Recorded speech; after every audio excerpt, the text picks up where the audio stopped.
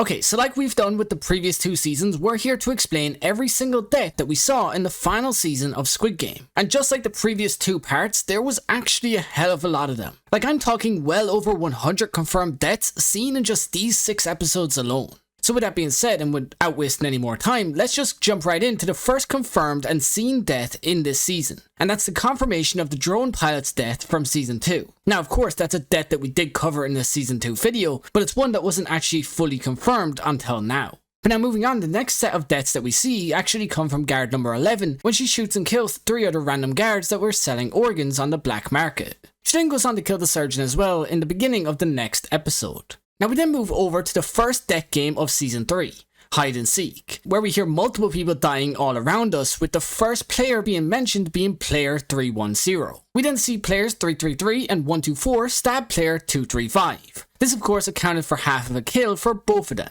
We then hear over the intercom that player 105 has also been stabbed and killed off. And then later, in order to protect her friends and the unborn baby, Hyunju fights and kills player 226, deciding she's actually better suited for the role of predator rather than prey. We then see player 232 get locked in a room by player 100, where he's then of course stabbed to death by player 349. We then go back to players 333 and 124 getting another elimination on player 411, which of course now meant that they have both completed their challenge. They then go and search for the baby mama of 333, and along the way we actually see player 400 getting stabbed by random player 276. Gi-hun then finds random player 197 dead on the ground, before walking past player 336 stabbing player 394. We then see player 388, Dae-ho, accidentally kill player 395 by kicking him down the stairs, where he of course cracked his head and died. We then move over to player 007, who is currently getting his ass kicked by player 172. At least that was until player 203 came along and saved him by gutting player 172 like he was a pig, passing the test and breaking his glasses along the way. Now we then move over to the shaman bitch, who leads her retarded followers right into the afterlife, when she of course leads them to a room that was housing 2 red killers inside. In this moment we see both 006 and 447 getting stabbed and killed by 333 and 124. The shaman then later witnesses another death of player 440, before player 007 finds the body of 009. Player 100 then finds and uses the blood of player 418 to avoid suffering the same fate. We then see the body of player 024 who had been killed sometime before. But now after that we get one of the best fights and deaths in the entire season. And that's the fight and death of player 202, who of course had just been killed after his insane fight against the incredible Hyunju. Now this fight and this moment was so incredible that even player 039, who was running low on time and needed to get a kill, decided that it was actually better to piss off and find someone else than to actually stand his ground and fight Hyunju. Like, how scary do you have to be as a person that someone else chooses death rather than throwing hands with you? Like, the aura that Hyunju was letting off right then was incredible. At least that was, in my opinion. But now sadly, this incredible hype didn't last long, as right when Hyunju found freedom, she decided to go back and help the others, which of course resulted in her death at the hands of none other than player 333, marking potentially the saddest death in the entire Squid Game series. Now a little after this, we actually hear over the intercom that player 353 has just been killed by player 350. We then finally get the death of the annoying shaman bitch, when she of course was stabbed by the high off his tits player 125, who during his mental breakdown actually hears that player 380 has also died at that same moment. We then see that after about an hour of searching, Gi-hun is finally tracked down and strangled the life out of Dae-ho. This was of course due to him being a massive factor in the failed rebellion that happened just a couple of days earlier.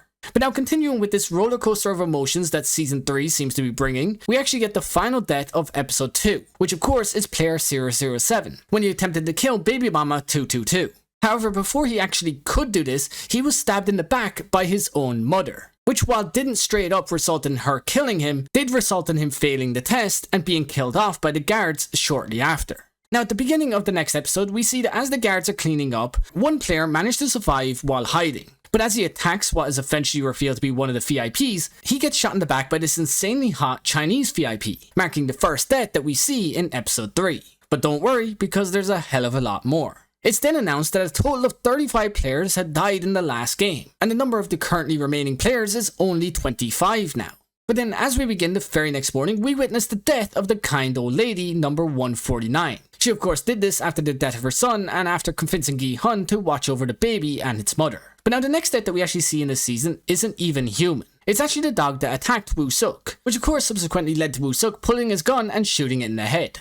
Now we then move back over to the next game, which is an extreme version of Jump Rope, where the first to start the game and die is none other than player 124, who risked life and limb just to get a taste of his sweet candy. We then see that after player 097 actually made it across, he turned and started pushing players off, starting with player 312 before doing the same with player 276. Player 209 then falls after losing balance on the platform, but they are followed shortly after by player 163 who did the same exact thing. Now we then see player 192 then grab and pull player 442 off the platform as he falls to his death, which forced players 349 and 377 to turn back. However, as he did so, player 377 actually trips and falls. But he wouldn't be alone in this, as player 349 was then kicked from the platform by player 203. We then see that players 445, 448 and 260 followed them shortly after in much the same way. Gi-hun then gets attacked by player 096, but after a bit of struggling, 096 ends up getting kicked off the platform and sent into the great beyond. Shortly after this, player 306 then trips and manages to hold on, but with no one around that is willing to help, he soon falls and of course also dies. But then after all this, we get another incredibly sad death. It's the death of player 222. Who decided that it was actually better for her to sacrifice herself so that her baby had a chance of surviving with player 456. Which in the end actually did turn out to be an incredibly smart decision on her part, but it was also an unbelievably sad death and one that almost had me on the edge of tears. Now we then move away from the games for just a moment and witness as the captain of the ship slaughters every member that is on board, except of course for the detective and the head mercenary, who of course also went on to then kill the captain later on. Now in the beginning of episode 5, we actually get a flashback of the frontman's time in the games, where we see that he killed not only one of his rivals, but also every last one of them that remained in the game, becoming the only survivor and winner of that year. We then see the next death come at the hands of the female guard from earlier, when she of course shot and killed the head officer in the frontman's office. But we then move back over to the games where we see that player 125, the junkie, go off his tits and pretty much willingly allow everyone to push him off the platform, of course amounting to his death. We then get a shootout back on the ocean, where player 246 manages to actually hit and kill one of the guards that is chasing him, before the detective shows up and actually clears out the rest of them, marking 3 more deaths to be added to this ever-growing total. Now after a lot of struggling between players 456 and 336, we see player 333 push and kill player 336, saving Gi-hun and the baby in the process. We then see that as Gi-hun stands up for the lunchbox, he and 333 are forced into a fight against players 203 and 353. A fight they of course win when player 333 kicks player 353 from the platform and Gi-hun of course stabs player 203 in the chest. But as things were actually looking up, player 333 gets greedy and kills player 100, of course just to get his share of the money.